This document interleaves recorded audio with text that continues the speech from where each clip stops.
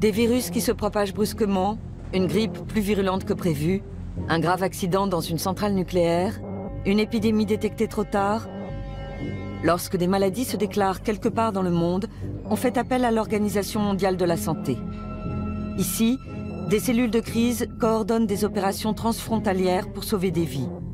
Ici, on fixe les normes des systèmes de santé. Ces succès sont incontestés. L'OMS a lancé des programmes de vaccination qui ont sauvé des millions de personnes. Elle a su éradiquer la variole et diminuer la consommation de tabac. Mais elle fait aussi l'objet de critiques.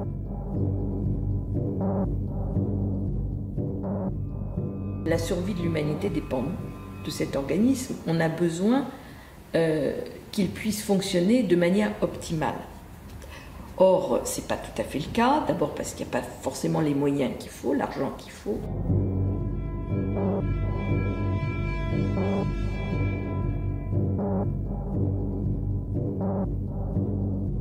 On reproche à l'OMS de servir davantage les intérêts économiques que le bien de l'humanité. Des épidémies ont été mal gérées, on parle de gabegie et de manque de transparence. L'organisation dépendrait trop de donateurs privés. De plus, elle aurait passé des accords douteux avec l'industrie nucléaire.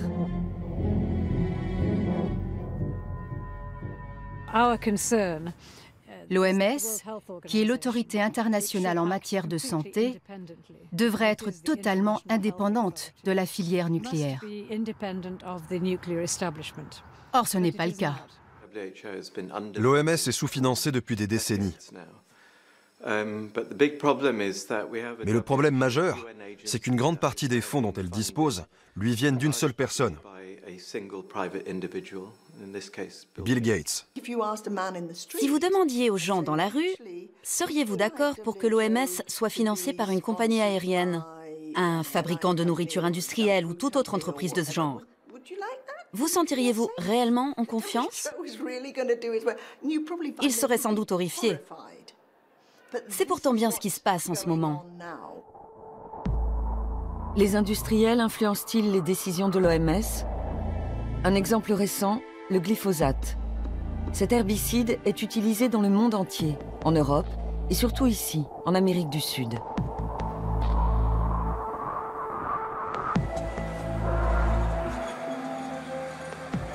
Lors de sa mise sur le marché dans les années 80, l'OMS l'avait déclaré sans danger pour l'homme. La Criolla, un petit village du nord-est de l'Argentine. C'est ici que vivent Sofia, 15 ans, et son père. Durant sa grossesse, la mère de Sofia a sans doute régulièrement inhalé des substances toxiques de désherbants comme le glyphosate, pulvérisées dans les champs environnants. Selon les médecins, ce pourrait être la cause de la maladie de la jeune fille. Mais ils n'ont aucune preuve valable au regard de la justice. Sofia est née avec de graves malformations.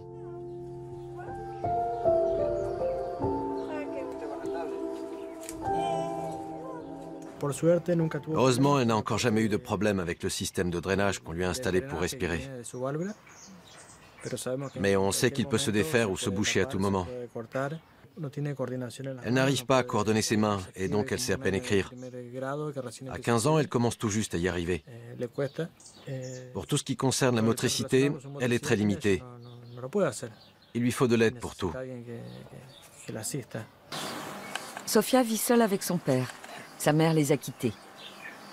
Pour José, l'Organisation mondiale de la santé fait preuve d'une grande négligence en ne mettant pas la population en garde contre l'usage de pesticides tels que le glyphosate.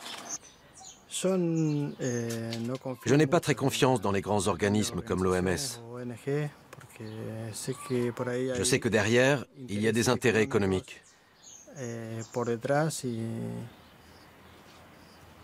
Je ne me fie pas à ce que dit l'Organisation mondiale de la santé. Pour moi, ce n'est pas une garantie.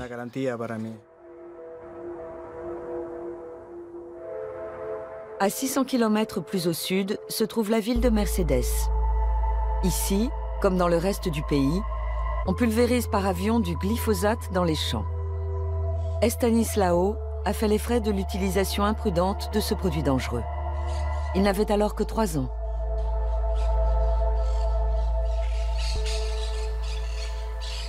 Je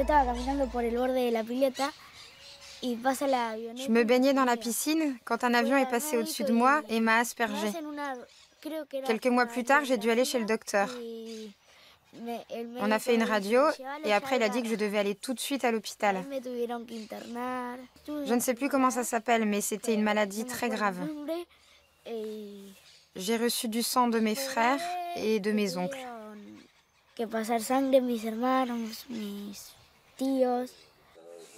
Estanislao a failli mourir d'une leucémie. Ses parents sont convaincus que c'est une conséquence directe de son exposition trop forte au glyphosate. Mais ils ne peuvent pas le prouver. Aujourd'hui, Estanislao a l'air en bonne santé. Seulement voilà, on continue à utiliser du glyphosate tout autour de la maison. On vend le glyphosate comme si c'était du caramel. Tout le monde peut en acheter 20 ou 30 litres. N'importe quelle entreprise agricole peut s'en procurer. Et personne ne vous demandera ce que vous voulez en faire. L'OMS pourrait informer des risques du glyphosate ou proposer des directives internationales sur son usage. Mais elle ne le fait pas. Resistencia, une ville du nord-est de l'Argentine. C'est ici que le biochimiste Horacio Lucero mène des recherches sur le sujet. Il a été l'un des premiers à démontrer le lien entre les mystérieuses maladies et l'herbicide.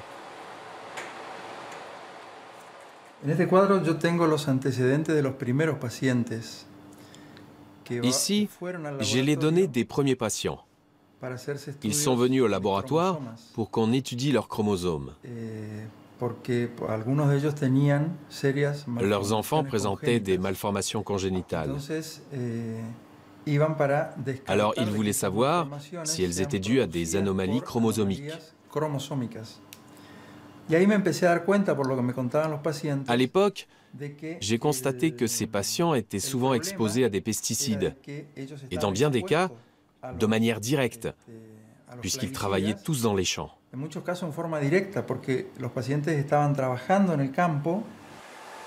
Le chercheur était sans cesse confronté à des phénomènes inexplicables. Des jeunes femmes qui faisaient plusieurs fausses couches de suite, des enfants qui venaient au monde sans jambes ou avec des malformations de la tête. Quant au manque d'intérêt de l'OMS pour ces questions, il a une explication toute simple. Les organismes de ce type sont fortement soumis aux pressions de l'industrie. Ceci explique cela. Ils ne s'expriment publiquement sur un problème que lorsque les preuves sont vraiment accablantes et que les études sur le sujet sont si nombreuses qu'ils ne peuvent plus garder le silence. Sans quoi, ce serait le scandale. Le glyphosate ne concerne pas seulement les Sud-Américains. En Europe aussi, il est utilisé abondamment. Le Bund, association de protection de l'environnement à Berlin. Heike Moldenhauer, directrice du service de génie génétique, travaille sur le glyphosate depuis les années 90. Pour elle, il est clair que les décisions de l'OMS sont influencées par les lobbyistes. On a eu un très bon exemple de l'influence des industriels sur l'OMS en 1994, soit 2 ans avant la mise sur le marché de soja génétiquement modifié et tolérant au glyphosate.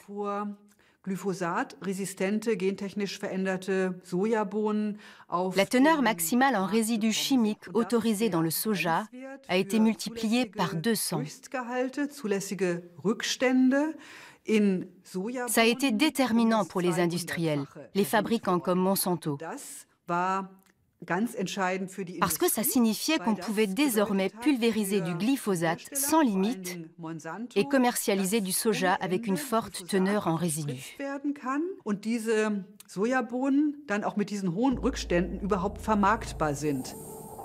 Si la teneur maximale autorisée en résidus n'avait pas été relevée, Monsanto aurait eu du mal à vendre ses produits et perdu beaucoup d'argent.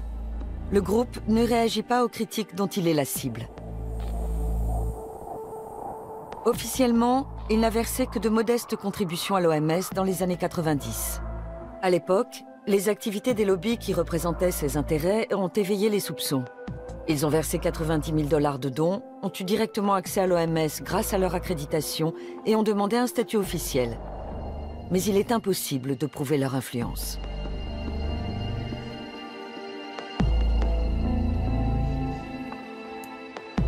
Bien souvent, on ne peut que supposer la pression que certaines entreprises exercent sur les choix de l'OMS. Quand des entreprises, dont l'objectif est évidemment de réaliser des profits, de vendre des marchandises, pèsent sur les décisions de l'OMS, ça crée une porte d'entrée. Et là, il faut tirer la sonnette d'alarme. Mais cette influence peut aussi s'exercer indirectement, par le biais des gouvernements qui défendent les intérêts de sociétés domiciliées sur leur territoire. En septembre 2016, il apparaît clairement que les responsables politiques font pression sur l'OMS et ses commissions pour soutenir leurs économies nationales. Aux États-Unis, un membre du Congrès dénonce le financement de l'Agence de recherche sur le cancer par les autorités sanitaires américaines. Malgré les controverses, les démentis et les incohérences, l'Agence pour le cancer reçoit une aide substantielle provenant de l'argent des contribuables. Pourquoi cette critique ? Parce qu'un an plus tôt, l'Agence pour le cancer de l'OMS a classé le glyphosate comme potentiellement cancérigène. L'Organisation mondiale pour la santé est basée en Suisse, à Genève. Elle compte 194 États membres et plus de 7000 collaborateurs dans le monde.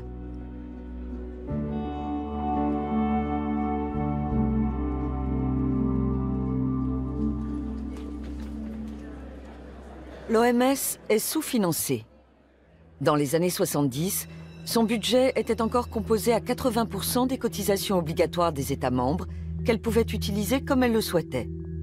Les 20% restants provenaient de versements volontaires destinés à un usage précis. Aujourd'hui, c'est l'inverse. Manifestement, les pays membres ne veulent pas d'une OMS forte et ont gelé les fonds dont l'organisation peut disposer librement. Ils préfèrent verser des contributions volontaires parce qu'ils peuvent décider eux-mêmes de leur affectation. Les organisations non gouvernementales pointent du doigt ce problème depuis longtemps. Pour Jörg Schaber, spécialiste de l'industrie pharmaceutique, les dons compromettent l'indépendance de l'OMS. Ce sont des versements volontaires qui proviennent essentiellement d'États, mais aussi souvent d'institutions privées, comme la Fondation Gates, et de l'industrie pharmaceutique. Et à nos yeux, c'est très problématique, parce que les États, les fondations et surtout les groupes pharmaceutiques ont leur propre agenda. Ils suivent leurs propres objectifs. Ils influencent, voire manipulent les choix de l'Organisation mondiale de la santé.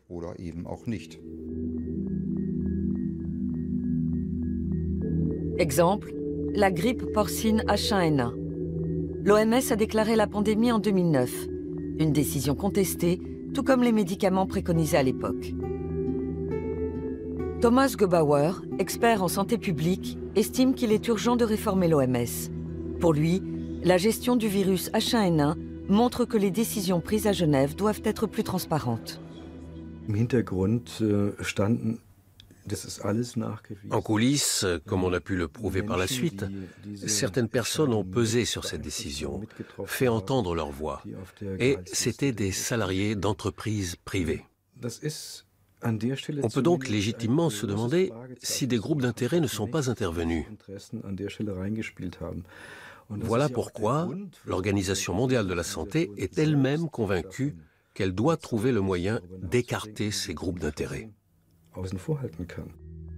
Selon l'OMS, une campagne d'information indépendante a été mise en place après la grippe H1N1. L'organisation n'a peut-être pas communiqué de manière optimale, mais elle n'a pas commis d'erreur sur le fond. Et depuis, elle tâche bel et bien d'être plus transparente. Malgré tout, pour de nombreux observateurs, ce n'est pas suffisant. Durant l'épidémie de grippe H1N1, les laboratoires pharmaceutiques ont gagné des milliards d'euros. Et ils en profitent encore aujourd'hui. L'oseltamivir, connu sous la marque Tamiflu, est l'un des médicaments qui ont été recommandés à l'époque. Il figure toujours sur la liste des médicaments essentiels de l'OMS. Le fabricant Roche affirme, données à l'appui, que s'il est pris à temps, le Tamiflu est un remède efficace pour le traitement et la prévention de la grippe. Pourtant, beaucoup d'experts le jugent sans effet.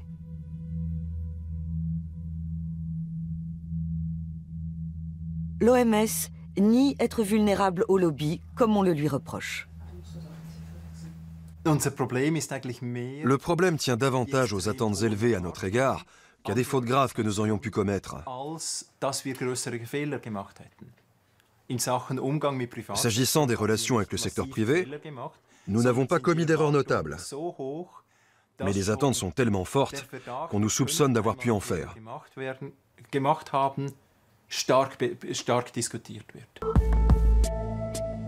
En matière de glyphosate, les attentes vis-à-vis de l'OMS n'ont rien d'excessif. Beaucoup demandent juste un positionnement clair.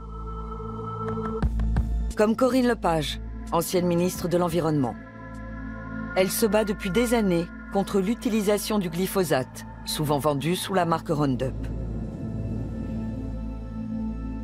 En France, le Roundup est le premier polluant de nos rivières. Il se retrouve en quantité importante dans les poissons et même dans le corps des gens, puisque vous avez vu qu'il y a une analyse qui a été faite de députés européens qui ont du glyphosate dans leur corps à je ne sais combien de fois la dose maximale autorisée pour l'eau potable. 48 députés européens se sont soumis à un test d'urine. Chez certains, la concentration en glyphosate était 25 à 35 fois supérieure au seuil toléré dans l'eau potable. Si en Europe, on n'a pas décelé de maladies comme en Amérique du Sud, on trouve pourtant des résidus du pesticide presque partout, dans la viande, dans le miel et même dans la bière.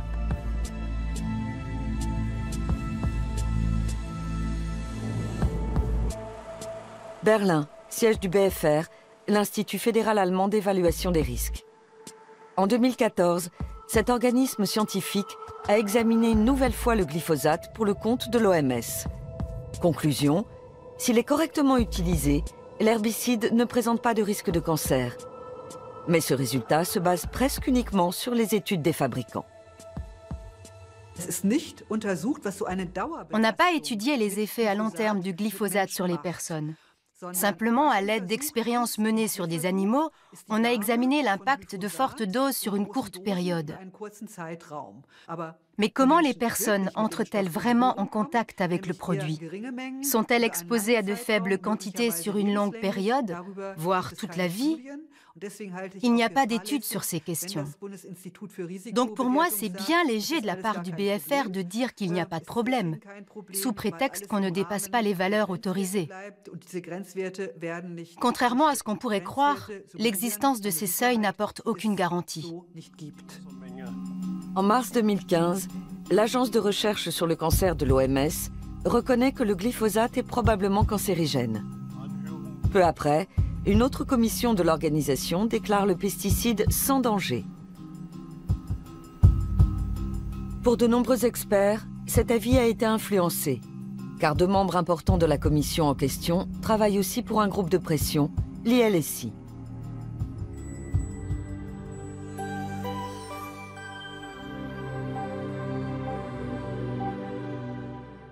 Quelques jours après la publication de l'avis, le journal anglais The Guardian révèle que l'ILSI a reçu plus d'1 million de dollars de Monsanto et d'un lobby.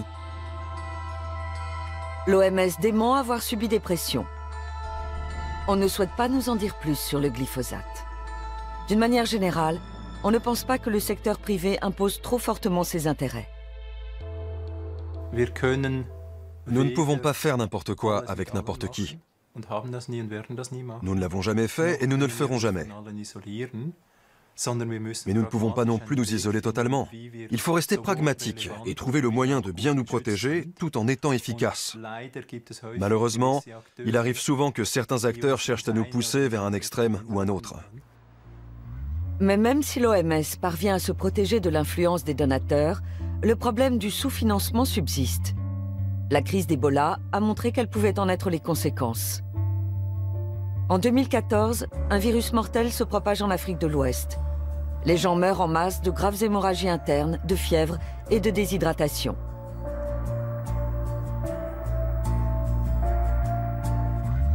Tancred Stoeb, de Médecins sans frontières, était alors en mission en Sierra Leone.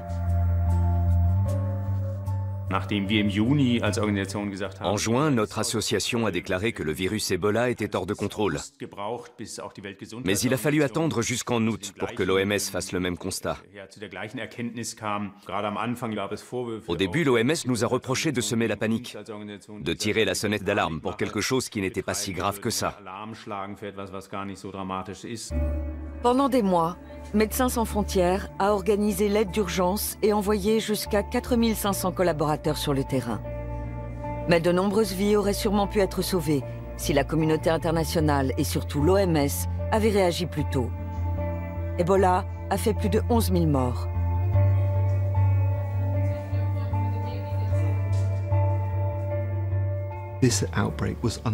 Cette flambée ne sera probablement pas une épidémie majeure. C'est bien ce que nous avons dit et nous nous sommes trompés.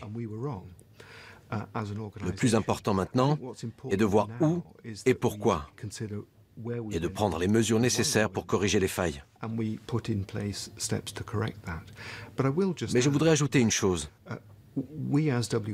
À l'OMS, nous avons analysé ce qui s'était passé avec Ebola et nous avons reconnu avoir fait des erreurs. L'essentiel dans l'élaboration d'un nouveau plan d'urgence, c'est que nous ayons appris de ces erreurs et que nous sachions ce que nous pouvons améliorer. Beaucoup d'associations humanitaires critiquent le mauvais fonctionnement des structures de l'OMS. Pendant longtemps, les représentants nationaux de l'organisation en Afrique ont minimisé la crise, par crainte de mettre en péril l'économie de la région. Par ailleurs, le budget du service en charge d'Ebola a été réduit de moitié avant le début de l'épidémie.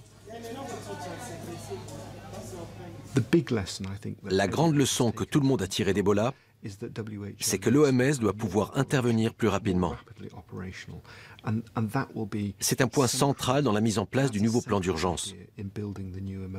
Nous devons être beaucoup plus réactifs et opérationnels. Ce qui est différent des tâches habituelles que l'OMS accomplit en général de manière irréprochable, à savoir l'élaboration de normes et de réglementations. Seulement voilà, tout cela a un prix. Depuis des années, la directrice générale Margaret Chan réclame une réforme et une hausse des contributions fixes des États membres. Après la catastrophe d'Ebola, le budget du service de crise a été augmenté. Mais cela soulage à peine les tensions financières. L'attitude de l'industrie pharmaceutique pose également problème.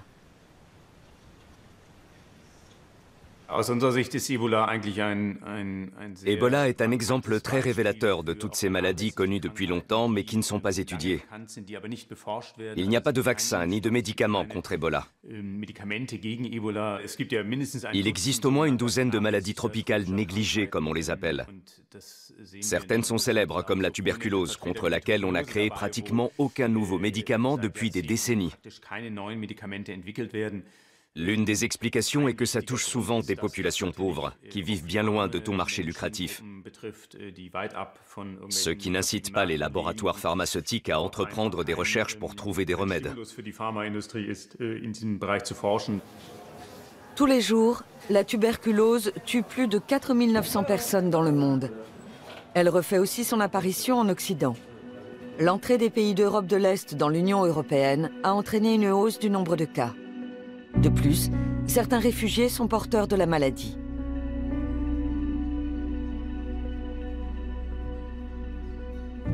Hôpital de Borstel, dans le Schleswig-Holstein. Aujourd'hui, le professeur Christoph Lange soigne un patient africain. La tuberculose est une maladie de pauvres qui sévit surtout là où les conditions d'hygiène sont mauvaises.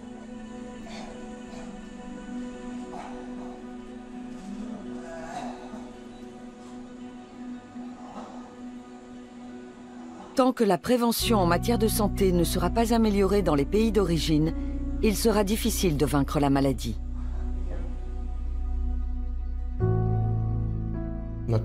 Bien sûr, nous souhaiterions éradiquer la tuberculose. Mais vu la situation migratoire actuelle, ce n'est pas possible. L'OMS serait bien inspirée de faire un peu moins de clientélisme pour les pays riches qui sont moins touchés. Et dans la zone européenne, par exemple, elle devrait inciter davantage les pays riches à venir en aide aux pays pauvres d'Europe de l'Est. En 2014, l'OMS a lancé la campagne End TB. L'un des objectifs est d'éradiquer la tuberculose dans les pays riches, qui sont les moins touchés. Selon certains experts, comme Christophe Lange, c'est une mauvaise idée. L'organisation devrait plutôt se concentrer sur les pays pauvres, où le problème est autrement plus grave. On ne nous accorde une interview que par Skype. Mario Raviglione, directeur du département halte à la tuberculose, ne comprend pas cette critique.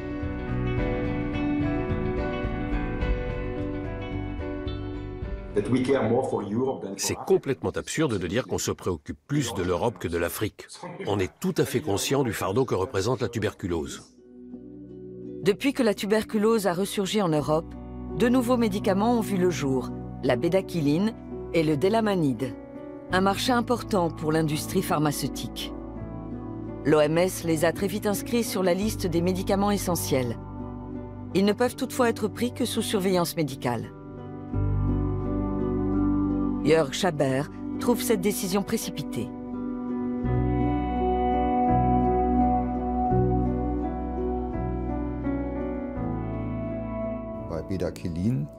L'étude qui a été réalisée pour autoriser la bédaquiline a conduit à la conclusion suivante. Dans le groupe qui a pris le médicament, un plus grand nombre de patients a été débarrassé de la tuberculose. Mais il y a eu plus de morts que chez les personnes qui ne l'ont pas pris. En ce qui concerne le délamanide, on ne sait pas encore très bien s'il est vraiment efficace. Autrement dit, s'il permet de sauver davantage de malades. Même le fabricant de bédaquiline signale un taux de décès plus élevé dans le groupe traité et indique que ce médicament ne doit être pris qu'en dernier recours et sous étroite surveillance. Le fabricant de délamanide affirme, lui, que son produit réduit la mortalité s'il est bien utilisé. L'OMS recommande-t-elle 2 médicaments à l'efficacité douteuse? Mario Raviglione est favorable à leur prescription. Selon lui, il n'y a pas d'alternative.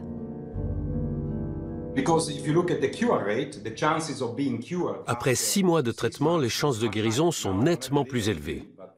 Je n'ai pas les chiffres sous la main, mais c'est de l'ordre de 20%. Vu l'urgence sanitaire liée à la tuberculose multirésistante, il nous a paru important d'introduire ces nouveaux médicaments, sous certaines conditions.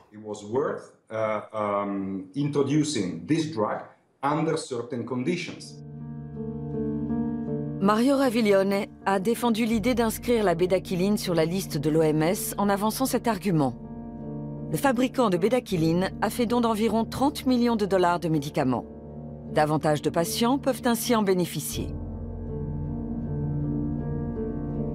Peu après leur introduction, la bédaquiline et le délamanide ont posé des problèmes. Une première résistance est apparue. Le cas a été publié en 2015 dans 2 prestigieuses revues spécialisées. C'est la première fois que j'entends parler d'une résistance à la bédaquiline et au délamanide. Ceux qui disent ça parlent de choses auxquelles ils ne comprennent rien. Peu après l'interview, un revirement surprenant se produit. Nous envoyons les articles à Mario Raviglione, qui nous répond « Il n'y a aucune raison de mettre en doute les résultats des laboratoires allemands et suisses cités dans les 2 articles. »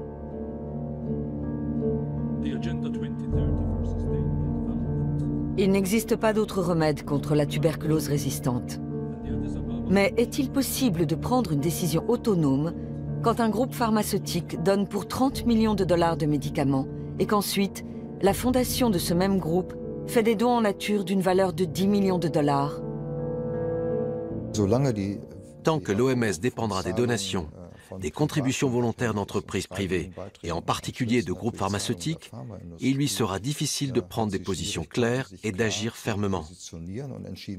Or, c'est absolument indispensable, parce que de nombreuses maladies dans le monde peuvent être évitées. Il serait donc primordial qu'elle soit une structure indépendante. L'université Queen Mary de Londres. C'est dans ces lieux que David McCoy effectue des recherches. En tant que médecin, il a notamment travaillé 15 ans en Afrique du Sud et est considéré comme un expert du système de santé publique. Ces dernières années, nous avons vu que l'OMS était de moins en moins contrôlée par l'Assemblée mondiale de la santé et les gouvernements qui en sont pourtant responsables. Et de plus en plus asservie à une poignée de donateurs privés, dont la Fondation Gates. Depuis l'an 2000, Bill Gates et sa femme œuvrent au sein de l'une des plus grandes institutions privées pour le bien commun. La Bill and Melinda Gates Foundation, qui a versé plus de 2 milliards de dollars à l'OMS depuis la fin des années 90. La fondation s'engage dans le monde entier pour le traitement et l'éradication de maladies. Elle investit dans des soins médicaux et lutte contre la malnutrition des enfants. L'une de ses priorités est d'éliminer la polio en fournissant vaccins et médicaments au plus grand nombre de personnes possible.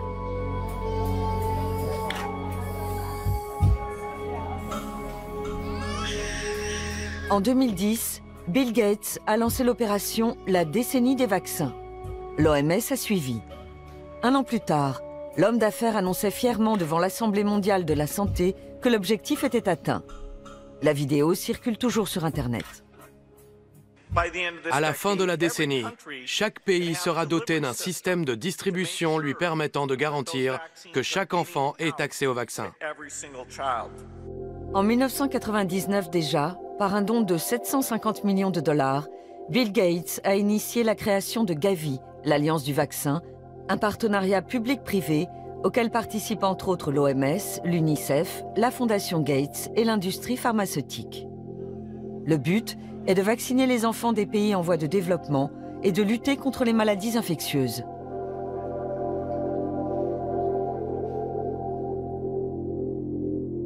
Après les États-Unis, la Fondation Gates et la Grande-Bretagne, Gavi est au 4e rang parmi les donateurs de l'OMS. La Fondation Gates a versé 4 milliards de dollars à l'Alliance et par là même à l'OMS. 2 patrons de grands groupes pharmaceutiques siègent au conseil d'administration de Gavi.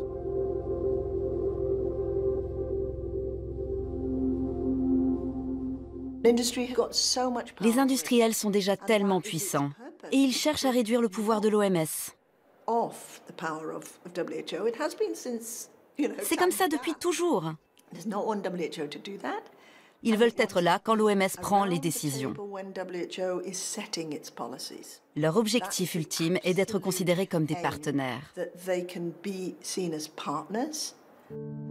Gavi, comme l'OMS, réfute l'idée que les industriels imposent trop leurs intérêts. Les 2 organisations affirment prendre leurs décisions en toute transparence et en toute indépendance.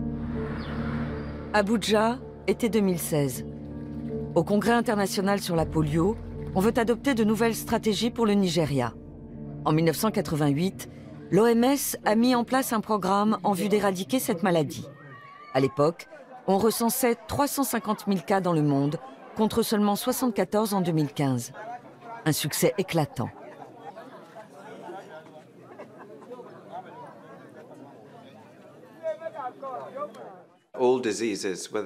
Toutes les maladies, qu'il s'agisse du paludisme, de la polio, de la rougeole ou du sida, appellent une solution médicale, une approche technique ou technologique pour les combattre ou prévenir leur apparition.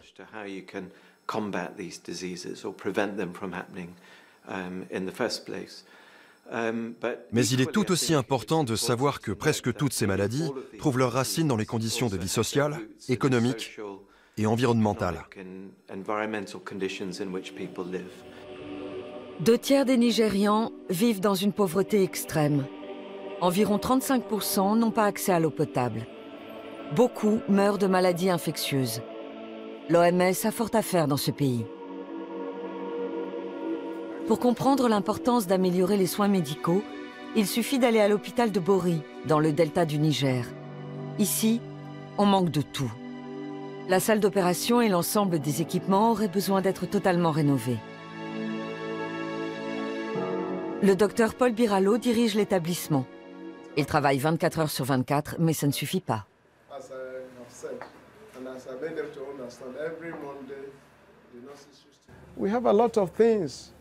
Nous enregistrons beaucoup de décès.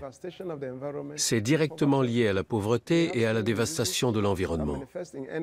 Nous sommes confrontés à des maladies de peau et à des troubles gastro-intestinaux qui se manifestent sous toutes les formes.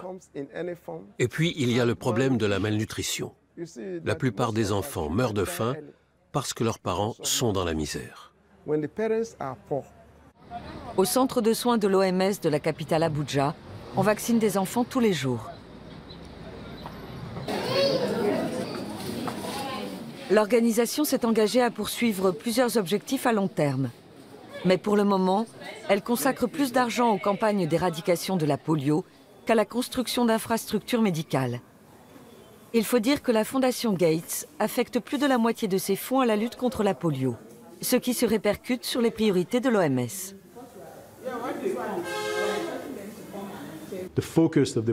Le programme de lutte contre la polio a effectivement pour but d'éradiquer le virus. Il ne vise pas à construire un système de santé. En même temps, je dirais que le personnel contribue largement aux objectifs d'immunisation et de santé publique. Mais la priorité n'est pas de créer des infrastructures sanitaires, c'est vrai. L'accent étant mis sur les campagnes de vaccination, il reste moins de moyens pour d'autres actions. Avec une eau propre et une alimentation suffisante, on pourrait pourtant sauver plus de vies sur le long terme. Les Gates se veulent ouverts et larges d'esprit. Mais ils sont fermés aux critiques des journalistes. Pendant des mois, nous essayons d'obtenir une interview. Après de nombreuses demandes, leurs collaborateurs nous proposent un échange par Skype. Ils savent qu'on leur reproche de trop se concentrer sur les campagnes de vaccination.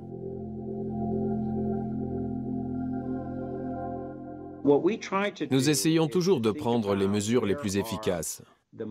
Et je pense que sur ce point, les campagnes de vaccination sont imbattables. En général, on vaccine un enfant plusieurs fois, après quoi, dans la plupart des cas, il est protégé toute la vie. Les vaccins sont très bon marché par rapport au coût qu'occasionne une maladie. En termes de rentabilité, ils sont tout simplement irremplaçables. Bien sûr, il reste encore beaucoup de chantiers. Et même si nous sommes une grande fondation, nous ne pouvons pas tout faire. Nous investissons dans de nombreux domaines, en particulier dans la santé, mais aussi dans le développement agricole, la microfinance, l'approvisionnement en eau et l'hygiène.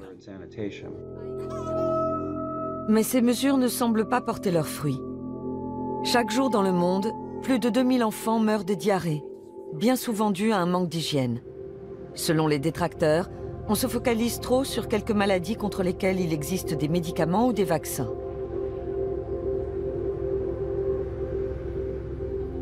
Dans le delta du Niger, on peut voir combien la santé de la population dépend de ses conditions de vie.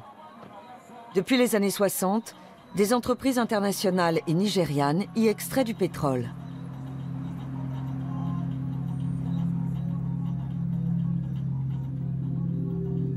Brûler des rejets de gaz inexploitables a des conséquences dramatiques. Les pluies de pétrole toxique rendent de nombreux habitants malades et détruisent leurs récoltes. En 2011, le Programme environnemental des Nations Unies a établi que seule une vaste opération de nettoyage pourrait redonner vie à la région.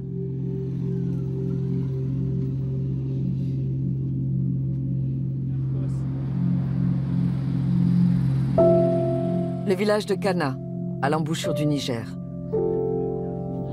Les Blancs s'aventurent rarement jusqu'ici, et en général, quand ils le font, c'est uniquement pour tirer profit du pétrole. Chaque visite suscite malgré tout l'espoir que les choses vont enfin bouger.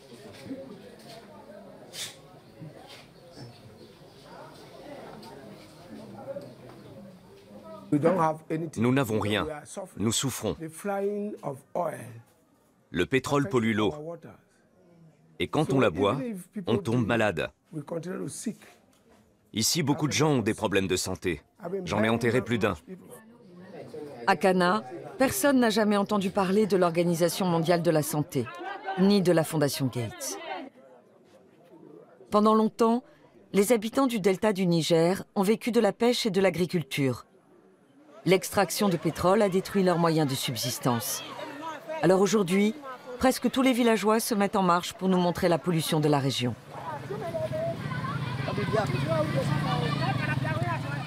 Precious Malou était lui-même pêcheur. À présent, il est le porte-parole du village.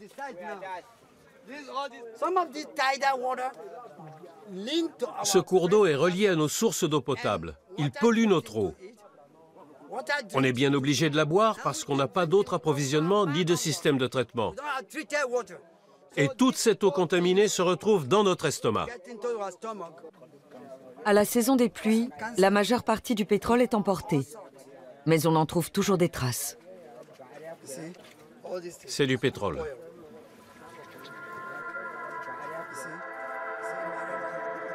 Rui Miguel Vaz est le représentant du Nigeria à l'OMS. Les problèmes sanitaires causés par le pétrole dans le delta du Niger dépassent son champ d'action. Pour lui, c'est du ressort du gouvernement nigérian.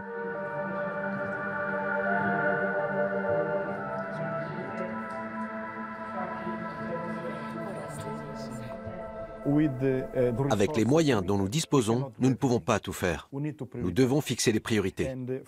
Notre mission principale était de faire reculer la polio dans ce pays. Le grand souci de nombreux habitants du delta est de ne pas mourir de faim. Or, le poisson et les crustacés périssent à cause du pétrole. Certains pipelines fuient et contaminent la région.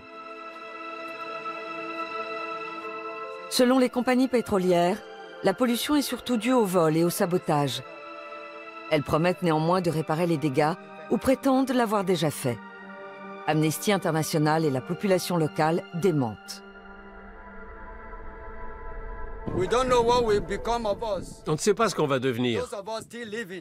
Pour ceux d'entre nous qui sont encore en vie, qu'est-ce qui va se passer?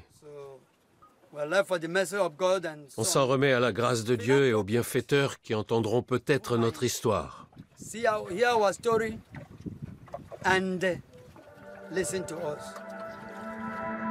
La Fondation Gates pourrait être un de ces bienfaiteurs, mais elle a d'autres priorités. Les habitants de Cana ne reçoivent quasiment aucune aide.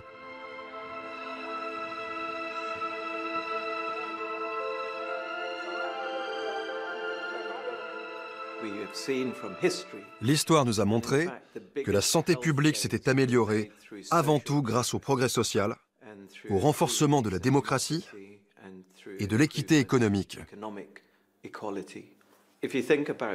S'il y a bien une chose qui ferait avancer la santé dans le monde, ce serait une redistribution des richesses. Ce n'est visiblement pas la préoccupation de la Bill and Melinda Gates Foundation. Au contraire, elle gagne de l'argent avec des entreprises qui sont soupçonnées de détériorer les conditions de vie de nombreuses personnes.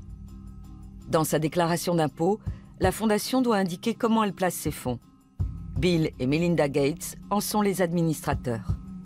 Le politologue Thomas Kuchenmeister a regardé ces investissements de plus près.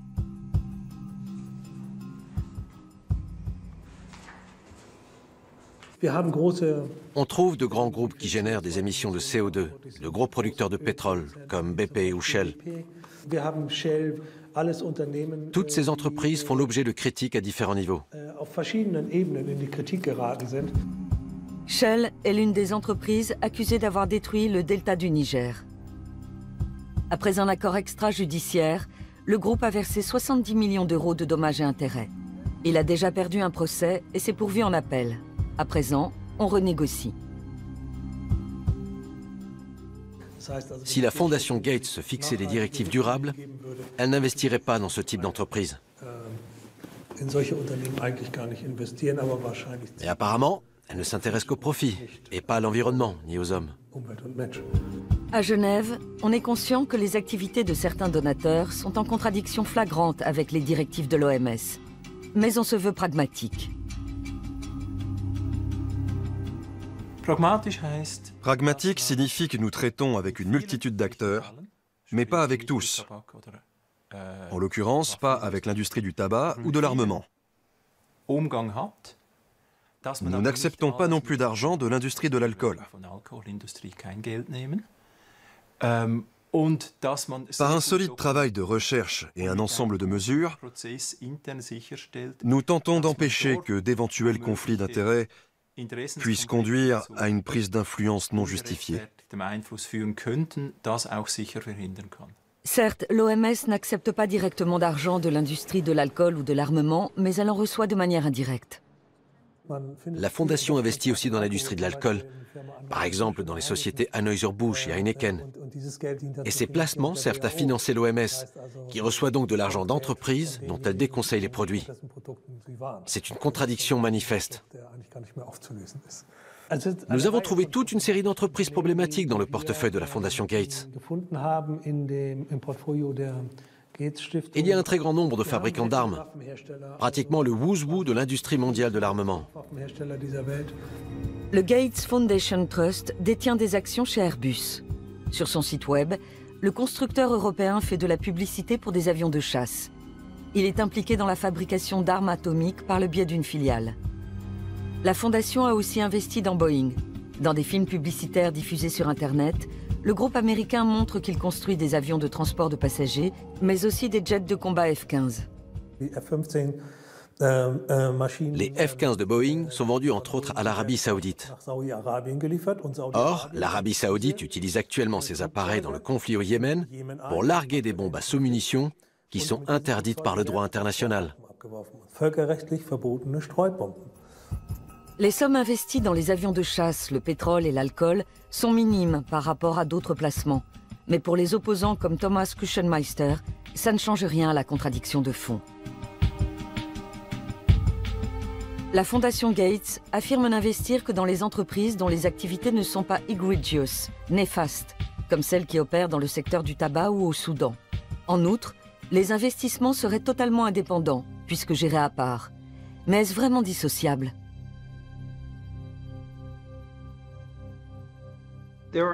Il existe deux entités distinctes. La Bill and Melinda Gates Foundation, l'association de bienfaisance dans laquelle je dirige le programme de développement mondial, et le Bill and Melinda Gates Trust qui gère les investissements. Personnellement, je n'ai pas connaissance des placements effectués par cet organisme et je ne prends pas part à ces décisions. Donc je ne suis pas vraiment en position de parler en son nom. Après l'interview, nous demandons à nouveau pourquoi le Trust investit dans des entreprises d'armement et des compagnies pétrolières. Mais nous n'obtenons pas de réponse. Nous sollicitons aussi l'avis de l'OMS. On nous informe par écrit qu'une évaluation des risques est en cours pour empêcher une prise d'influence inappropriée. Selon nos interlocuteurs, un financement provenant de la Gates Foundation ne serait pas problématique. En janvier 2016, plus de 30 ONG du monde entier se réunissent à Genève pour réclamer plus de transparence et d'indépendance de la part de l'OMS. Elles craignent que l'influence de l'industrie devienne encore plus forte.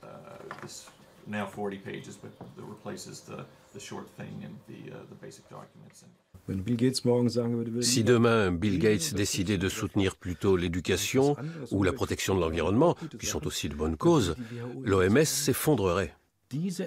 Le pouvoir de décision est dans les mains d'une seule personne. C'est digne d'une structure féodale. En tant que société démocratique, nous devons prendre la mesure des processus que nous avons laissés apparaître. Tariq Djazarevich est porte-parole de l'OMS. Il ne voit pas de problème à ce que la Fondation Gates donne beaucoup d'argent à l'organisation. De même, il récuse la thèse selon laquelle du personnel de l'OMS figurerait sur la liste des salariés de la Fondation. Je ne pense pas que nous ayons un seul collaborateur qui soit payé par une fondation. À partir d'un certain niveau de responsabilité, tous les employés doivent faire une déclaration de conflit d'intérêts. KM Gopakumar a des preuves qui contredisent les déclarations du porte-parole. Il a découvert récemment un échange de mails internes dont il ressort qu'un haut responsable de l'OMS est payé directement par la Fondation Gates.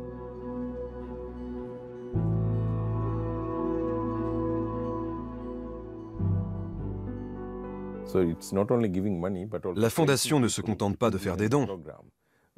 Elle place également ses hommes. C'est très préoccupant. Ça peut signifier que l'OMS est dirigée par ses donateurs, non seulement parce qu'elle reçoit de l'argent de leur part, mais aussi parce qu'elle engage leurs collaborateurs et les laisse gérer le programme.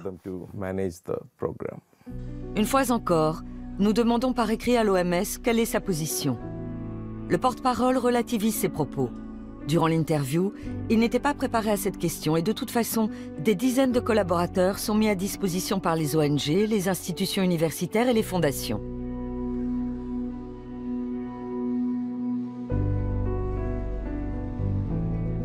James Love a ses entrées dans la politique genevoise et dispose de nombreuses informations internes.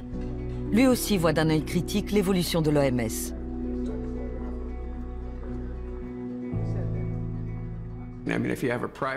Si une institution privée donne plus d'argent que l'Allemagne, que l'Angleterre ou que les États-Unis, on peut s'attendre à ce qu'elle exerce une certaine pression. Il serait naïf de croire le contraire. Souvent, les gens ne voient pas ce que ça implique, ni quels sont les objectifs de la Fondation Gates. Il faut bien se rendre compte que les collaborateurs de Gates ne viennent pas sans arrière-pensée.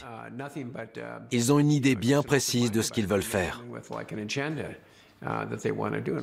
Chris Elias, le porte-parole de la Fondation Gates que nous avons joint par Skype, ne comprend pas ces critiques. Nous nous considérons comme un partenaire de l'Organisation mondiale de la santé. Nous reconnaissons que l'OMS est régie par ses États membres à l'Assemblée mondiale de la santé. Et nous essayons d'ajuster notre aide au budget qui est voté tous les 2 ans à cette Assemblée.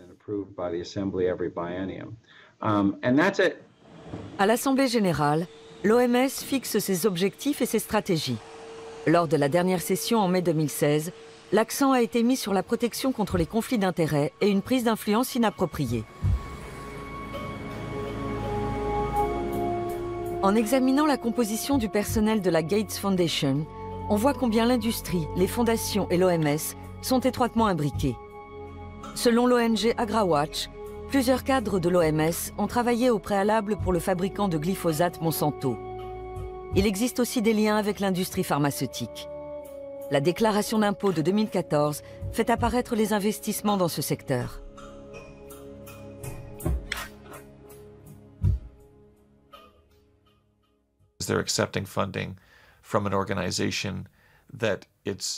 L'OMS accepte de l'argent d'une fondation dont les finances dépendent du succès de l'industrie agroalimentaire et pharmaceutique.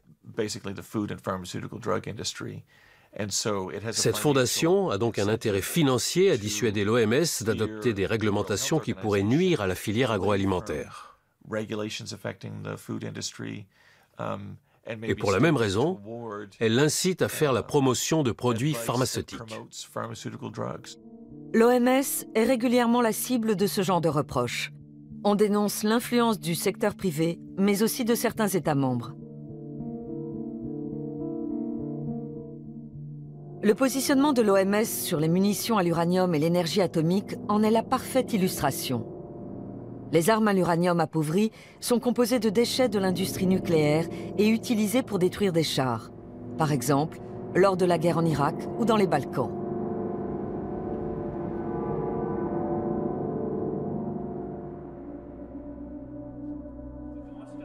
Alex Rosen, porte-parole de l'Association internationale des médecins pour la prévention de la guerre nucléaire, a étudié les risques liés à ces armes. L'uranium est un métal lourd et donc toxique. Il est nocif pour tout le corps et surtout pour les reins. Il peut aussi provoquer des cancers ou des malformations du fœtus pendant la grossesse. Les chars abandonnés représentent un danger particulièrement important. Le contact avec les particules radioactives peut causer des cancers, notamment des lymphomes et des leucémies. En Irak, de plus en plus d'enfants viennent au monde avec des malformations. Les scientifiques y voient un lien avec les munitions à l'uranium appauvri.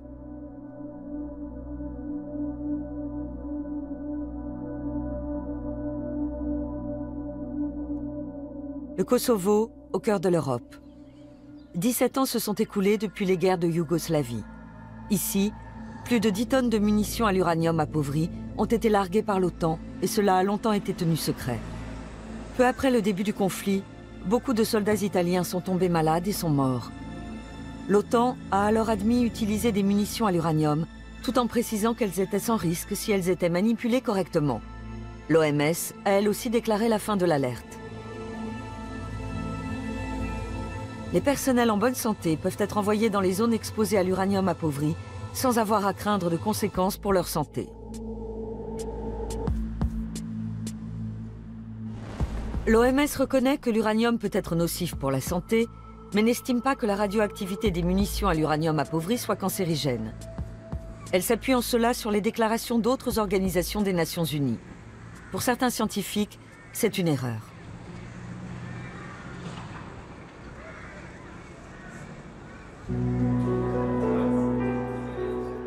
Kees Beverstock est de cela. Nous le rencontrons à Berlin lors d'un congrès sur les dangers du nucléaire. Pendant plus de 10 ans, il a dirigé le programme de radioprotection de l'OMS. Aujourd'hui, il informe sur les risques de la radioactivité. Il est convaincu que le contact avec l'uranium appauvri peut avoir des répercussions sur le patrimoine génétique. Personne ne s'était demandé si ça pouvait être génotoxique, c'est-à-dire endommager l'ADN, et donc provoquer des cancers, des malformations à la naissance ou autres problèmes.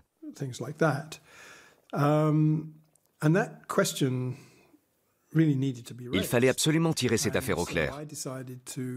Alors j'ai décidé de réaliser une étude avec quelques collègues. L'OMS a refusé de la publier.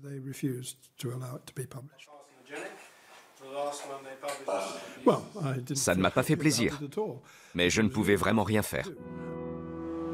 Dans son étude, Kees Beverstock a démontré l'effet cancérigène des armes à l'uranium appauvri. L'OMS ne reconnaît toujours pas les résultats de ses recherches.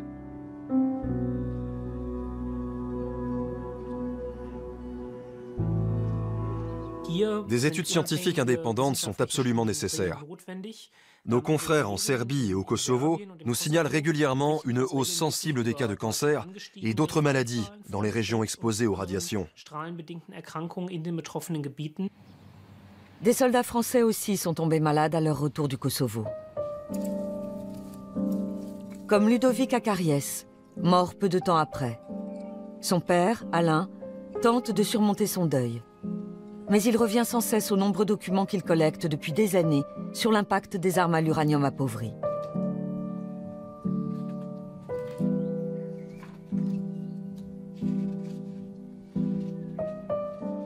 On ne parlait pas d'uranium appauvri à l'époque. Donc moi, il n'y a pas de renseignements et tout. Ben, j'ai dit c'est la fatalité, c'est le sort, c'est le mauvais sort, et c'est arrivé, c'était son destin. Bon. Mais seulement en 1999 et en 2000, les télévisions, les journaux parlaient de l'uranium appauvri dans le Golfe. Et ça a cheminé dans ma tête. Et c'est comme ça que petit à petit, j'ai recherché tous les documents qui pouvaient expliquer éventuellement le décès de mon fils. Ludovic a été envoyé dans les Balkans par l'armée française. Son père a découvert que le camion qu'il conduisait avait été utilisé en Irak peu de temps avant. Il pense que là-bas, le véhicule a subi une contamination radioactive qui serait à l'origine de la maladie de son fils. Mais il ne peut pas le prouver. Le ministère de la Défense exclut que Ludovic ait été touché par des radiations. De retour en France, les médecins lui diagnostiquent un cancer. Ils ont provoqué un coma artificiel. Ils l'ont plongé dans le coma pour commencer la chimiothérapie tout de suite. Sinon, il risquait de mourir étouffé. Donc, là, il a été dans le coma 1 mois. Première chimio, etc., tout. Jusqu'à ce que ça aille un peu mieux. Mais il pesait 35 kilos, 35 à 38 kilos, pour 1m70. C'était une vision d'horreur.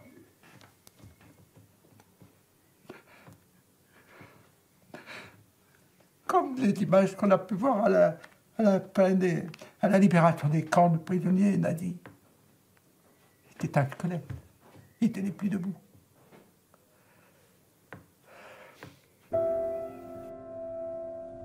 Ludovic meurt à 27 ans. Dans l'armée italienne aussi, de mystérieux décès surviennent. Salvatore Vacca est le premier à succomber d'une leucémie. Valérie Mélis, Fabio Maniscalco et Luca Seppe connaissent le même sort. Le ministère italien de la Défense accordera des dommages et intérêts pour un montant total de 30 millions d'euros. D'après l'ONG Osservatorio Militare, plus de 300 soldats italiens ont été victimes des munitions à l'uranium appauvri.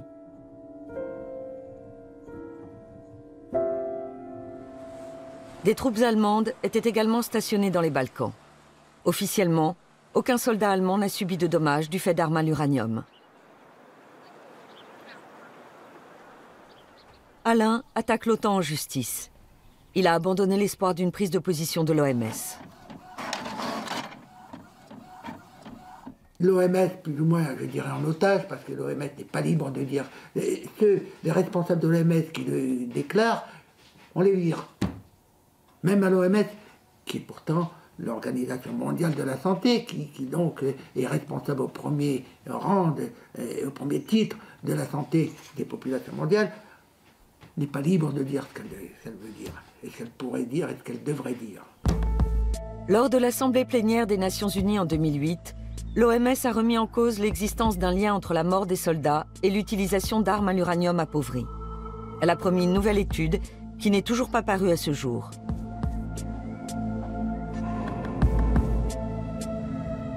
Nebojša Srebljak dirige le service de cardiologie à l'hôpital de Mitrovica. Il travaillait déjà ici avant la guerre.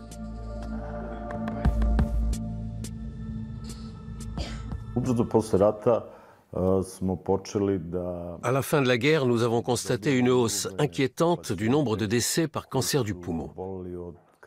Ce qui était intéressant pour nous sur le plan scientifique, c'est que les patients étaient beaucoup plus jeunes qu'avant la guerre.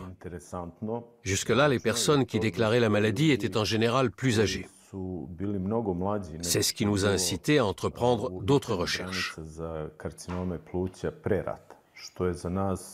En analysant les résultats, nous avons découvert que la majorité des patients avaient souvent séjourné dans les zones contaminées avant de tomber malades.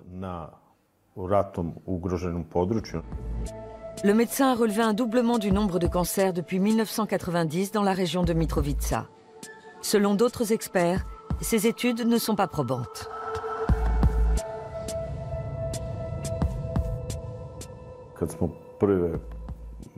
Lorsque nous avons publié la première étude, nous étions en contact avec l'OMS. Nous nous attendions à ce qu'elle nous soutienne dans nos travaux. À l'époque, j'ai proposé que l'OMS, qui est une organisation très puissante, tente de résoudre ce problème. J'ai eu droit à des promesses, mais je n'ai jamais obtenu de véritable réponse. Nous voici à 500 km plus au nord, en Bosnie. Ici aussi, on a eu recours à des munitions à l'uranium appauvri, mais en quantité bien moindre qu'au Kosovo. Durant les bombardements, l'usine d'armement de Hadjichi, près de Sarajevo, a été la cible de tirs d'armes à l'uranium appauvri. Zijad Fazlagic dirigeait alors l'entreprise.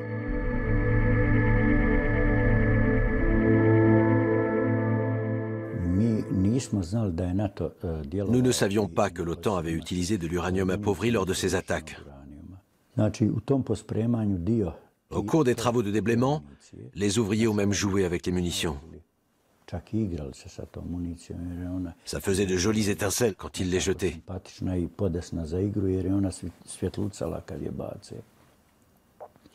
Par la suite, certains sont tombés gravement malades et ils sont morts peu de temps après, principalement de cancer du poumon. Officiellement, le site est considéré comme décontaminé. Mais des témoins rapportent qu'il n'a été nettoyé que superficiellement. Là où l'on a décelé de la radioactivité, on a simplement déversé du béton jusqu'à ce que les radiations ne soient plus détectables. Beaucoup de projectiles sont restés dans le sol. Le vrai problème, à mon avis, c'est l'eau. Est-ce que l'uranium s'est infiltré sous terre et a atteint la nappe phréatique? Est-ce qu'il contamine l'herbe dont se nourrit le bétail? Ici, la peur est permanente. On se demande constamment si on est contaminé. L'impact des munitions à l'uranium enfouies dans le sol fait débat. On se demande entre autres si elles contaminent réellement la chaîne alimentaire. Toutes ces questions pourraient être élucidées, mais cela ne semble pas intéresser la communauté internationale.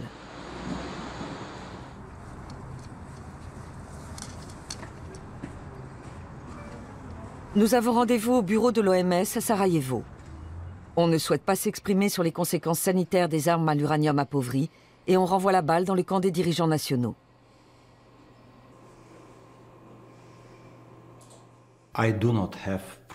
Je n'ai pas vraiment d'informations à ce sujet.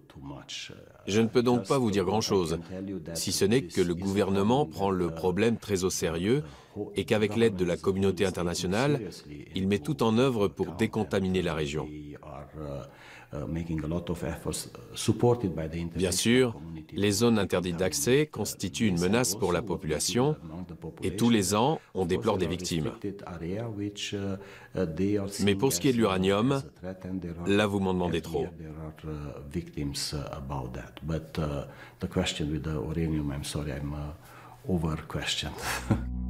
Le représentant du pays suit la ligne officielle de l'OMS. Manifestement, l'uranium appauvri est un sujet qui fâche. Tous les 2 ans, l'Assemblée générale des Nations unies adopte une résolution sur l'interdiction des armes à l'uranium. Lors du dernier vote en 2014, la Grande-Bretagne, les États-Unis, Israël et la France étaient contre. L'Allemagne s'est abstenue pour la première fois. Pourtant, depuis la guerre en Irak, les scientifiques attirent l'attention sur les dommages sanitaires causés par les munitions à l'uranium appauvri. On estime que les troupes britanniques et américaines en ont déversé 30 tonnes dans la région. Depuis, le nombre de cancers et de malformations y a augmenté de façon anormale.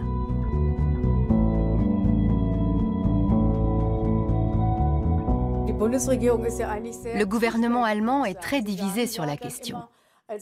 Il dit toujours qu'il n'utilise pas de munitions à l'uranium et que donc le problème ne se pose pas. En même temps, il s'en remet à l'OMS, que tout le monde voit comme une organisation indépendante. Et c'est bien ça le problème. Tout ce que je peux dire, c'est que tant que l'OMS agira de concert avec l'OTAN et les pays occidentaux les plus influents qui utilisent ces armes, il faudra rester en alerte. Au siège genevois, les requêtes concernant les munitions à l'uranium appauvri ne sont pas autorisées. Pendant des mois, nous demandons une entrevue avec la directrice générale, Margaret Chan, en vain. Nous échangeons plus de 30 mails avant d'obtenir une interview avec des attachés de presse et des experts. Mais peu de temps avant le tournage, on nous informe que toute question sur les armes à l'uranium appauvri est exclue.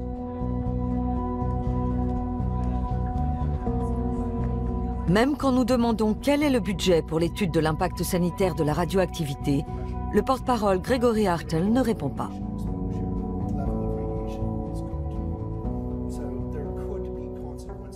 Je n'ai pas de chiffres. Vous ne pouvez pas dire combien d'argent vous donnez à chaque service? Non. Le porte-parole explique qu'une étude sur l'impact sanitaire des munitions à l'uranium appauvri est en cours.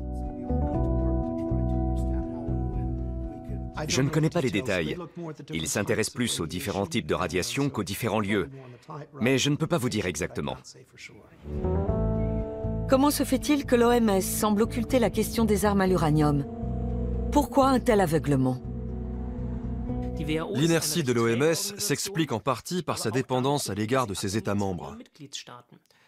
Le jour où une majorité de ces États aura la volonté politique de changer la situation, et je pense notamment aux plus grands donateurs, c'est-à-dire pour la plupart des pays qui produisent eux-mêmes de l'énergie nucléaire, alors les choses commenceront à bouger. La majorité des États membres riches a fait le choix du nucléaire et a donc intérêt à minimiser les effets de la radioactivité. En outre, un accord passé entre l'OMS et l'Agence internationale de l'énergie atomique, l'AIEA, est pointé du doigt.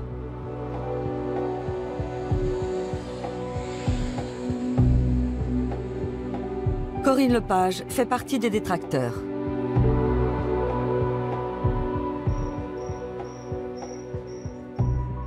C'est une convention qui interdit à l'Organisation mondiale de la santé de parler ou de s'intéresser aux effets potentiels du nucléaire, qu'il soit civil ou militaire, sans avoir obtenu le feu vert préalable de l'AIEA. C'est extrêmement grave, parce que ça veut dire qu'on subordonne la santé publique et donc les conséquences sanitaires liées à l'utilisation du nucléaire à l'intérêt de l'industrie du nucléaire. La convention a été conclue en 1959. Sur cette base, l'AIEA peut demander de garder le secret sur les résultats de recherche qui vont à l'encontre de ses intérêts. Sa mission est de promouvoir l'énergie nucléaire. L'agence est financée par les cotisations des pays membres. Les dons qui lui sont versés librement ne sont pas rendus totalement publics.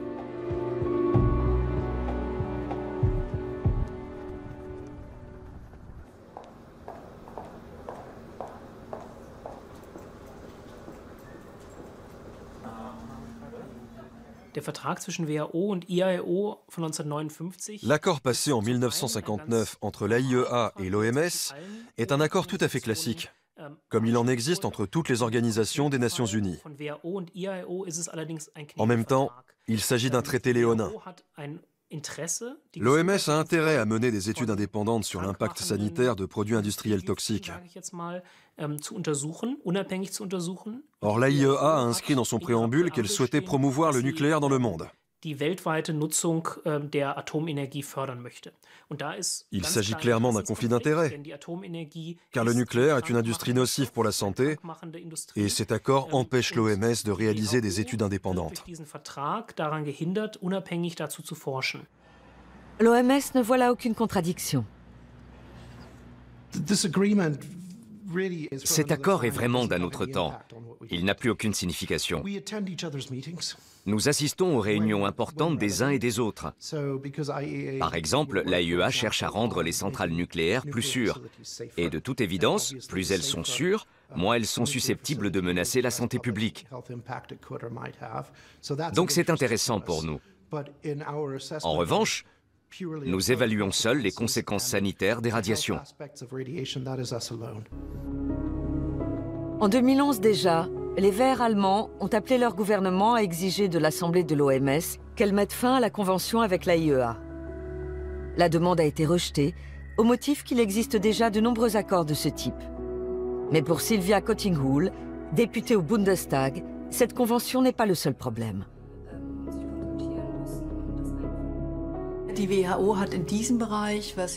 Si l'OMS veut réaliser une étude scientifique sur les dommages liés aux radiations, elle n'a pas suffisamment de moyens pour le faire en toute indépendance. Il y a deux mesures à prendre. 1. Annuler cet accord au niveau international et 2. Donner à l'OMS les ressources nécessaires pour qu'elle puisse effectuer son travail. En avril 2016, Sylvia Kottinghull a demandé une nouvelle fois au gouvernement allemand de s'engager pour l'indépendance de l'OMS et a transmis sa requête à la Commission sur l'environnement. Ce sera un succès s'ils acceptent de traiter certains points. En Allemagne, la sortie du nucléaire fait aujourd'hui consensus. Mais au niveau international, Berlin se tient en retrait sur ce sujet. En France, les initiatives pour une sortie du nucléaire n'emportent pas l'adhésion générale. La population soutient la politique énergétique du gouvernement. Il faut comprendre qu'en France, le pouvoir nucléaire est le pouvoir tout court. Et c'est pas demain matin, avec les difficultés que le nucléaire rencontre aujourd'hui, qu'ils vont accepter de mettre sur la table la question de la santé publique. Peut-être qu'un Vert pourrait prendre cette initiative au Parlement français, et encore j'en suis pas sûre, mais ça a zéro chance d'aboutir. La discussion avec la Commission sur l'environnement a duré une demi-heure. La requête des Verts sur les liens suspects entre l'OMS et l'AIEA a été déboutée.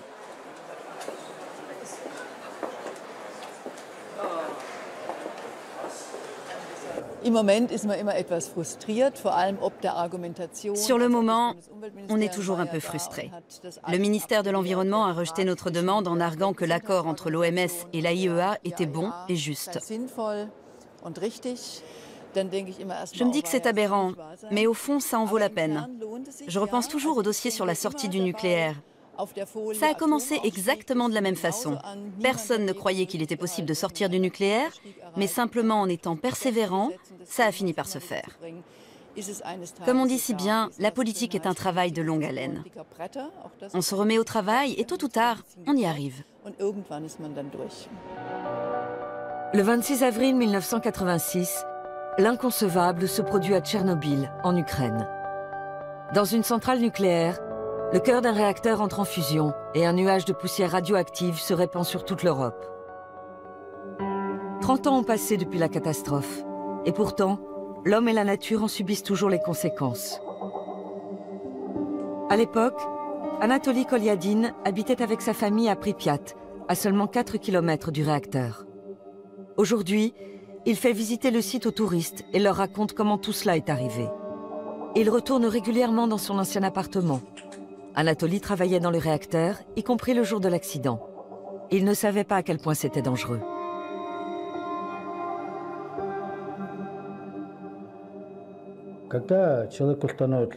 Quand les gens ont commencé à se sentir mal, à avoir des vertiges et des nausées, on a compris qu'ils avaient été exposés à plus de 100 röntgen.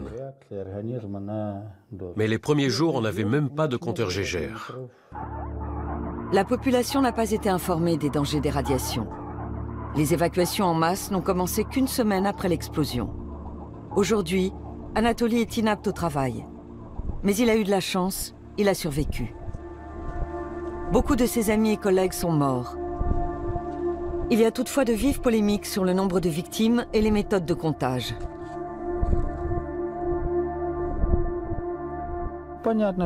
On sait que les gens qui sont morts en avril, en mai, à la clinique numéro 6, là-bas, celle pour les victimes de radiation, ont été comptabilisés.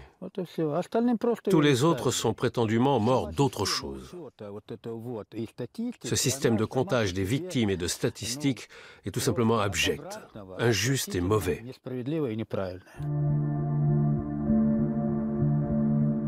Les affirmations d'Anatoly sont confirmées par de nombreux scientifiques. On sait aujourd'hui que le gouvernement de l'ex-Union soviétique a manipulé les chiffres.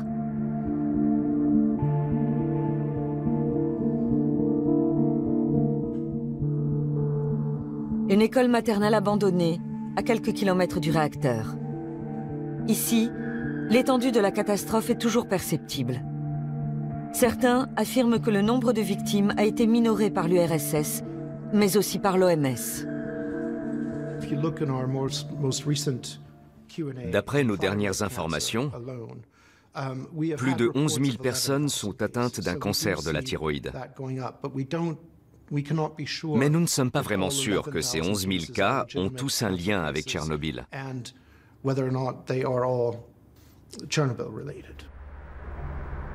De nombreuses études montrent que le bilan est nettement plus lourd. Ainsi, le rapport Torch, commandé par les Verts européens, indique que Tchernobyl a causé jusqu'à 60 000 décès par cancer de plus.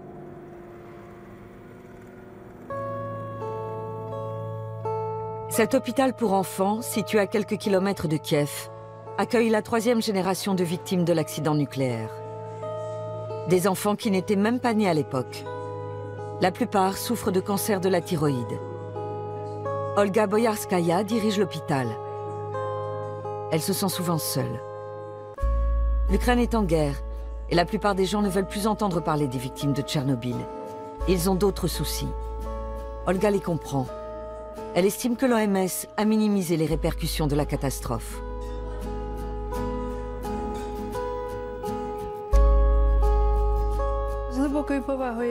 J'ai beaucoup de respect pour l'OMS. Mais si les membres de cette organisation venaient passer 5 ans ici, alors la situation changerait. Natalia Borovic veut faire examiner sa fille Alina. Elle-même avait 8 ans lorsque le réacteur a explosé. Elle n'a quitté la région que 5 ans après l'accident. Entre-temps, elle a dû se faire retirer la thyroïde.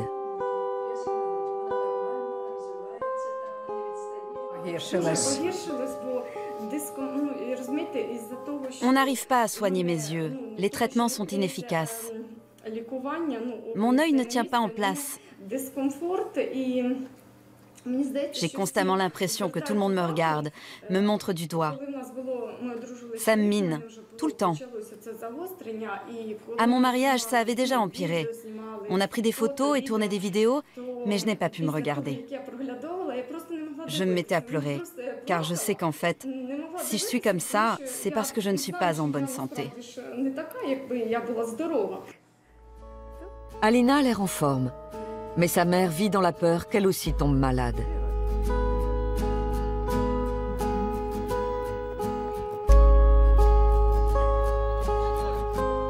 30 ans après le désastre, beaucoup de denrées alimentaires sont toujours irradiées dans les environs de Tchernobyl. En Ukraine et en Biélorussie, 5 millions de personnes vivent sur un sol contaminé.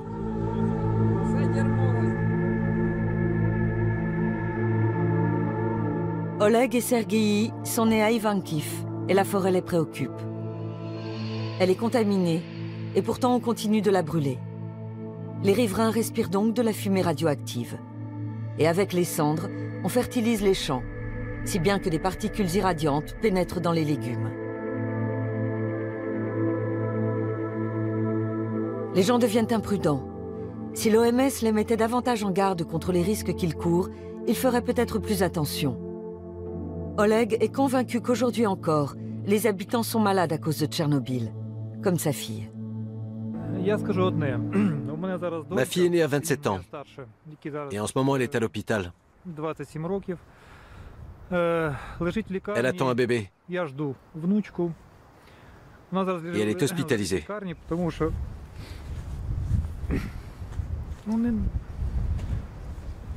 Parce qu'elle risque de le perdre.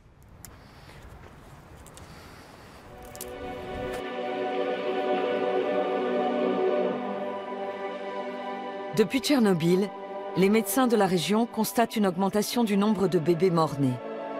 Ils pensent que c'est une conséquence des radiations, mais ne peuvent le prouver. Le cimetière d'Ivankiv a été aménagé il y a 30 ans, peu après l'accident du réacteur. Sergueï est physicien, mais aujourd'hui, il tient surtout le rôle de chef de village. Nous connaissons la politique de l'OMS et de l'AIEA. Nous connaissons aussi les dirigeants ukrainiens qui nient l'ampleur des répercussions de Tchernobyl. Venez ici, comptez les tombes de ces 30 dernières années et ramenez le chiffre aux 10 000 habitants. Voilà la réponse scientifique à l'allégation selon laquelle Tchernobyl n'aurait pas d'impact sur la santé humaine. Visiblement, l'OMS ne veut pas éclaircir la situation. Son analyse est difficile à comprendre. Ce qu'il faut bien voir, c'est que l'impact psychologique et social est bien plus important que le nombre de cancers. C'est de loin la conséquence la plus grave de l'accident.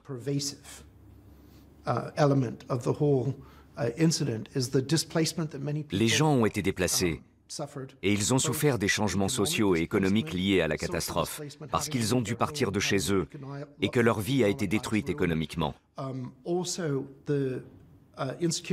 Et puis le fait de ne pas savoir si on est tombé malade à cause de Tchernobyl, c'est quelque chose qui peut vous ronger. La catastrophe a évidemment des répercussions psychologiques, mais cela n'explique pas le nombre colossal de cancers.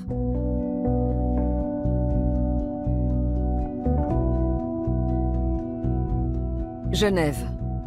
Une fois encore, des membres de l'ONG Independent WHO manifestent devant l'entrée principale de l'OMS.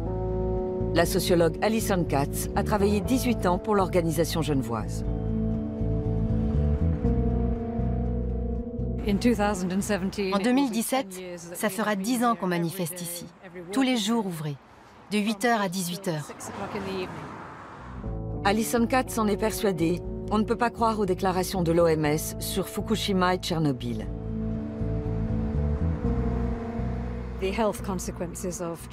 Les conséquences sanitaires de Tchernobyl ou d'autres activités nucléaires, qu'elles soient militaires ou industrielles, ne sont pas connues de l'opinion publique, parce qu'elles ont été dissimulées par les plus hautes instances institutionnelles et internationales. La raison en est que toute information sur les effets négatifs de ces activités constitue une menace importante pour l'industrie nucléaire. L'OMS devrait agir en toute indépendance. C'est l'autorité internationale en matière de santé et elle devrait être totalement indépendante de la filière nucléaire. Or, ce n'est pas le cas. En 2003, le Forum des Nations Unies sur Tchernobyl, organisé par l'AIEA et l'OMS, a suscité de grands espoirs. On attendait des éclaircissements. Les opposants déplorent qu'à l'époque, comme aujourd'hui, aucun travail scientifique n'ait été réalisé sérieusement et que les conséquences de la catastrophe nucléaire aient été minimisées. Les données brutes sont là. Mais l'objectif est, si possible, de refermer le dossier de Tchernobyl et de tourner la page, pour que l'industrie nucléaire ne pâtisse plus de cette tare. Car c'est une grosse tare. On aurait pu tirer des enseignements, y compris l'OMS, des nombreuses erreurs qui ont été commises pendant et après l'accident. Mais apparemment, c'est l'inverse qui s'est produit. Japon, mars 2011. Les 3 réacteurs de la centrale atomique de Fukushima entrent en fusion après un violent séisme.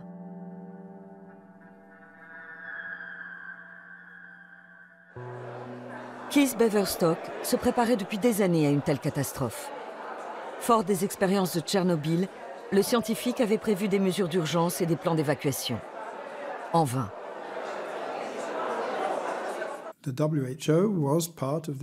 L'OMS a participé à une commission internationale dirigée par l'AIEA. Mais ça n'a pas fonctionné. Tout simplement. Le lundi, heure européenne, l'AIEA n'était même pas encore sur place alors que l'accident s'était produit le vendredi matin, heure japonaise. L'OMS n'était pas là non plus.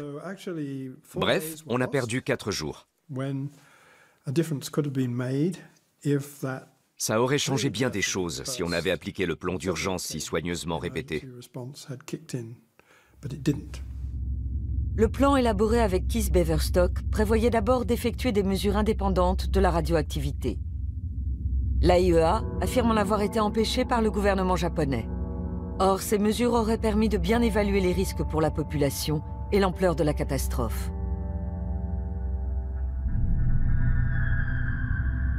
En principe, l'OMS devrait diligenter sans plus attendre des études indépendantes, puisqu'elle est censée agir pour la santé de tous et rester scientifiquement neutre et irréprochable.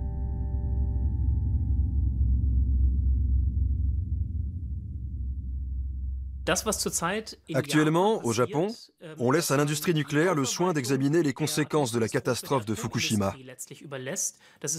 C'est un peu comme si on demandait à Philip Morris d'étudier les effets du tabac sur la santé. Il n'est pas possible qu'on s'en remette à l'expertise du lobby nucléaire pour déterminer l'impact sanitaire d'un accident comme celui qui s'est produit au Japon ou en ex-Union soviétique. Non seulement l'OMS s'appuie sur les informations fournies par l'AIEA, mais de nombreux membres du personnel font partie des 2 organismes.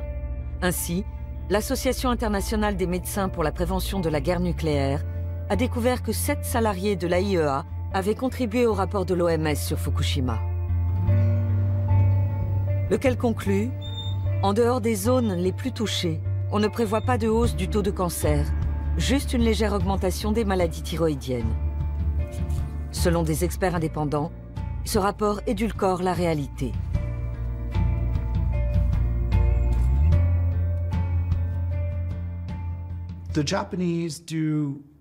Les Japonais réalisent énormément de dépistage et ils ont décelé beaucoup de cancers de la thyroïde. Certains sont sans doute une conséquence de Fukushima, mais on en a trouvé une partie simplement parce qu'on a cherché. Quand on cherche, on trouve. Donc si on a décelé bien plus de cancers, c'est parce que même les personnes qui ne sont pas touchées et qui ne vivent pas dans la zone à risque de Fukushima sont dépistées. Tout le monde est dépisté. On trouve comme ça beaucoup de kystes ou de tumeurs bénignes qu'on n'aurait pas trouvées autrement. Bref, c'est une très bonne chose pour la population qu'on procède à ces dépistages. Les dépistages jouent bel et bien un rôle. Mais pour les experts, ça n'explique pas la forte hausse du nombre de maladies. Fukushima montre que face à un accident nucléaire, l'OMS n'agit pas de manière autonome.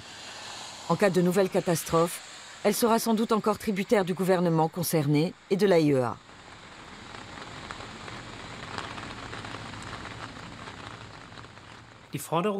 Dans une situation comme celle de Fukushima, nous demandons clairement à l'OMS de remplir son rôle d'instance indépendante et d'étudier l'impact sanitaire de la catastrophe en toute neutralité, sans subir de pression de l'industrie nucléaire qui est responsable de ce qui est arrivé.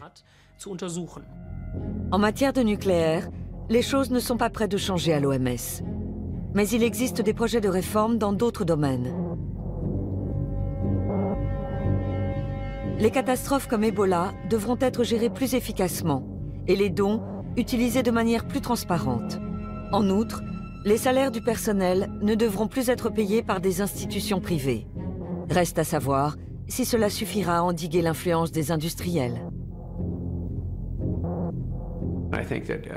L'OMS pourrait plafonner le montant des contributions qu'elle reçoit de chacun de ses donateurs, pour éviter qu'un seul d'entre eux ait trop d'influence. Il me paraît essentiel de reconnaître l'importance et la nécessité d'une organisation qui s'occupe de la santé dans le monde et des problèmes transnationaux. Tout ça ne peut être géré qu'à une échelle internationale. Donc on a absolument besoin d'un organisme comme l'OMS. Nous avons besoin d'une OMS qui serve réellement l'intérêt public. Mais l'OMS n'est toujours pas parvenue à imposer une hausse des contributions obligatoires à ses membres. Il est donc peu probable qu'à l'avenir, elle puisse être vraiment indépendante.